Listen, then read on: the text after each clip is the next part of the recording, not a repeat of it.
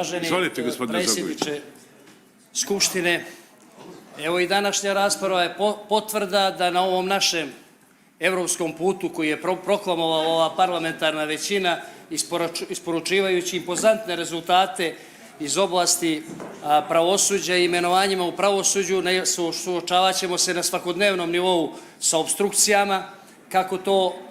vidimo i danas. Ali se nadam da sve te opstrukcije neće moći, koje dolaze od parlamentarne opozicije, neće moći da ugroze naš evropski put. Ne znam, predsjedniče Skupštine, koliko je upitno ovako kreativno tumačenje Poslovnika koje otvara kroz proceduralnu raspravu, čak i traženje replika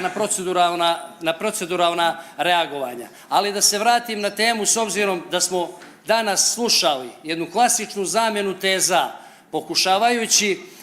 da zamjenom teza dođemo do toga da izjašnjavanje i slobodan stav poslanika ovog doma može uticati na proces evropskih integracija, što apsolutno nema nikakve logičke veze, jer mi smo probleme u evropskim integracijama imali zbog toga što smo imali spoj i srastanje državne vlasti, kriminalnih grupa, a sve je to pratila korupcija na visokom nivou i to je bio glavni razlog koji je usporavao naš evropski put i to je glavni razlog zbog čega čekamo na ova privremena mjerila i na takozvani IBAR. I još želim, predsjedniče Skupštine, da ne bi otvarao dalju raspravu, da istaknem jednu stvar koja je jako bitna i krucijalna. Jedno je komentarisati nečije političke stavove, mišljenja, i to je potpuno primjereno i mislim da je svrha ovog parlamenta da mi vršimo razmjenu mišljenja, a drugo je svojim koleginicama podmuklo crtati mete i izlagati ih da budu meta napada nekog polusvijeta i da ne koristim termine koje su koristili neki kada su se dopisivali, i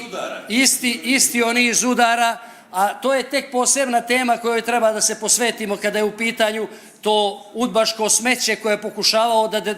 da degradira časne političare u Crnu Goru kroz raznorazne podmetačine, i meni je žao kada kroz zamjenu teza počinju da nam dijele moralne savjete oni koji zastupaju politiku koja je upropastila sve što se dalo upropastiti u Crnoj Gori u prethodne 3 decenije, i sa pozicija srastanja kriminalnih klanova, političke moći, finansijske moći, koji su držali zarobljenu Crnu Goru prethodne 3 decenije, pokušavaju sada zamjenom teza crtati mete onim ljudima koji samo žele dobro državi Crnoj Gori i koji su ostali dosledni u svojim političkim stavovima. Zahvaljujem.